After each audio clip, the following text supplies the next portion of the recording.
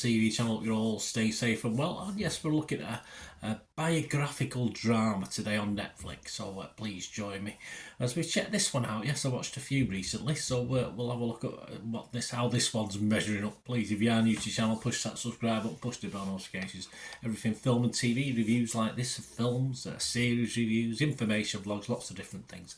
Please check out the channel. You'll see some stuff on my football team as well, Manchester City. So if you know anyone who might be interested, if you're not interested yourself, it always helps if you can give them a kick in my direction. It'd be very much appreciated, and give that like button. If you like Shirley, this film, give us a like. If you don't like Shirley, give us a like. And if you like my feeble efforts, give us a like. I'm trying to get about double figures if I can. Usually hover around 4 to 6 likes, which isn't great, is it? But you can get me near 10, guys. It'd be much appreciated.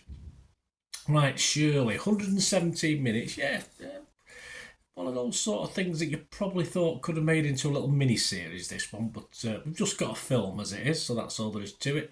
And it's an American biographical drama written and directed by John Ridley. It depicts a 1972 presidential run of Shirley Chisholm, who was already the first black woman to be elected to the United States Congress. The film stars Regina King in the title role, and with her we've got Lance Reddick, Lucas Hedges, Brian Stokes Mitchell, Christina Jackson, Michael Cherry, Andre Holland and Terrence Howard. It did have a limited theatrical release in the US on March the 15th, but it's now streaming on Netflix from March the 22nd, so I'm doing this review on March the 23rd, so there you go, a day later. So I'll quick out the traps for this one. So what are my thoughts on this? Well, it's not a story I'm familiar with, of course, this side of the pond, but obviously she didn't win, or I would have known about it, but I was looking forward to...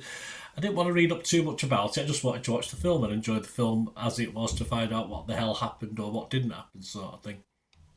And it is strange recently. I've watched other biographies fairly recently. Seem to lack a little bit of grit or bite, a little bit of depth for me. And recently, I can quote, say, the Bob Marley film I thought was similar to me as well. But I think this again falls into that category. It just lacks something. It's just like skimming on the surface, which, as I said, it's probably better as a mini series. In fairness. Regina King in the role seemingly is very good. I don't know the real character, but from what I've seen and what I've read, but it all seems just a little bit watered down as far as story, and just really leaves us feeling that there had to be a lot more to it than this. It was just sort of, as you say, on the periphery all the time. But what we see, woman of substance, our Shirley, she definitely is.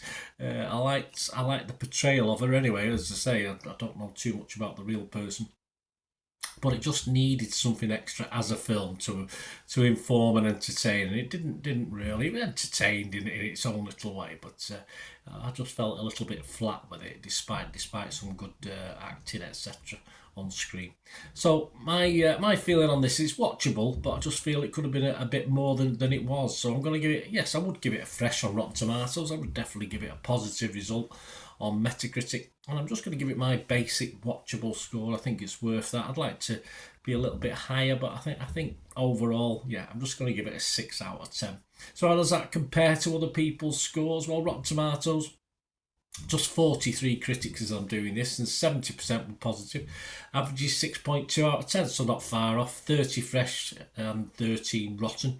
And the consensus, Regina King does a stellar job in Shirley's title role. She does, imbuing this fairly standard biopic. It is, with the heart and soul its subject so richly deserves. It probably does. Metacritic, as I said, the other site we look at, that scored it 56 out of 100, so a little bit less, just 16 critics, so 7 were positive, 8 were mixed, which is okay. It's bordered on that for me as well, given the presentation at the end, and one negative. And the Rotten Tomatoes, not Joe Public, yes, Rotten Tomatoes audience 80% positivity, so the audience liked it. Said I didn't dislike it, I just thought it could have been better, and they scored it 4.1 out of 5, so that averages over 8 out of 10, doesn't it? So that's not too bad. And of course, the final thing before we go, Internet Movie Database, Joe Public, 454 scores as I'm doing this. And it's getting, it's increased slightly. It was 6 out of 10 a couple of days when I first looked at it 24 hours ago, and now it's 6.2 out of 10. So again, not too dissimilar to what I'm coming out, and I expect it to stay around that score through its lifetime as a film. But let me know what you think, guys. Great to hear from you.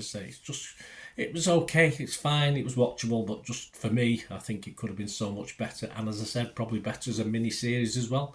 Let me know your thoughts, guys. Great to hear from you. Till we meet again. Well, that's one thing, don't I? Please stay safe, everyone.